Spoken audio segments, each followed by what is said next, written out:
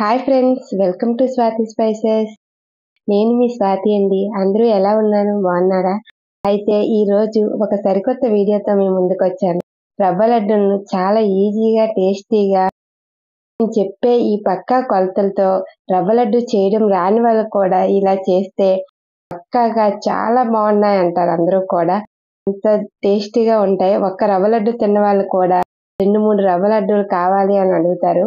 కాబట్టి ఈ రవ్వ లడ్డూలు ఎలా తయారు చేసుకోవాలో ఇప్పుడు చూద్దామా.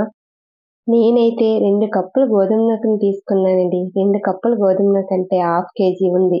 1/2 కేజీ నూకకు గాను 1 కప్పు వరకు పచ్చి కొబ్బరిని తురుముకొని ఈ విధంగా నూకలో మిక్స్ చేసుకొని ఒక 1 అవర్ పాటు పక్కన పెట్టుకోవాలి.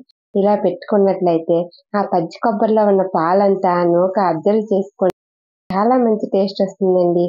పక్కనే ఒక పాన్ పెట్టుకొని అందులో కాస్త నెయ్యి వేసుకొని జీడిపప్పులను, కిస్మిస్ వేసి వాటిని గోల్డెన్ కలర్ లో వచ్చే వరకు ఫ్రై చేసుకోవాలి. ఫ్రై చేసుకొని పక్కన పెట్టుకొని ముందుగా నానబెట్టుకున్న గోధుమ నూక, కొబ్బరి తురుమును కూడా వేసుకొని మంచిగా సువాసన వచ్చే వరకు గోధుమ నూక, పచ్చి కొబ్బరిని బాగా వేయించుకోవాలి. ఇక్కడ మెయిన్ ఇంపార్టెంట్ అనేది నూక వేయించడంలోనే ఉంటుందండి. ఇలా నూక మొత్తాన్ని మంచిగా వేయించుకున్నట్లయితే రవ్వ లడ్డూలు చాలా సాఫ్ట్ గా వస్తాయి.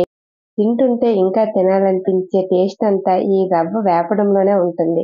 ఇలా రవ్వ వేపిన తర్వాత ఈ 2 కప్పుల నూకకు గాను 1 కప్పు వరకు పంచదార మాత్రం తప్పనిసరిగా పడుతుంది. ఈ పంచదారను పౌడర్ గా చేసుకొని అందులో మిక్స్ చేసుకోవాలి. అలానే ముందుగా వేయించి పెట్టుకున్న డ్రై ఫ్రూట్స్ ని కూడా అందులో మిక్స్ చేసుకొని కొద్దిగా ఇలాచీ పౌడర్ను వేసుకొని బాగా మిక్స్ చేసుకోవాలి. ఇంతలో ముందుగా మనం కాచి చల్లార్చిన పాలను మాత్రమే ఇందులో మిక్స్ చేసుకొని కొద్దిగా కలుపుకుంటూ రవ్వ లడ్డూలను చుట్టుకోవాలి. మనకి లడ్డు చుట్టేటప్పుడే తెలుస్తుంది.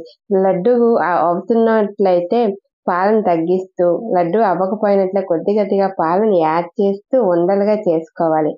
చూడండి, ఇక్కడ నాకు సరిపోయిన పాలు తీసుకున్నాను. లడ్డు అయ్యింది కాబట్టి ఇంకా ఇనఫ్. ఇక్కడితో మరి పాలను వేయాల్సిన లేదు.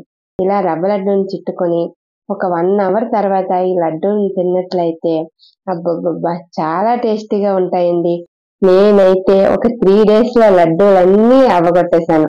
మరి మీరు కూడా ట్రై చేయండి. ఈ లడ్డూని పిల్లలు, పెద్దలు అందరూ చాలా ఇష్టంగా తింటారు ఫ్రెండ్స్. ఈ వీడియో మీకు నచ్చినట్లయితే మీ ఫ్రెండ్స్ అండ్ ఫ్యామిలీకి షేర్ చేయండి ఫ్రెండ్స్. కొత్తగా చూస్తున్నట్లయితే సబ్స్క్రైబ్ చేసుకోండి.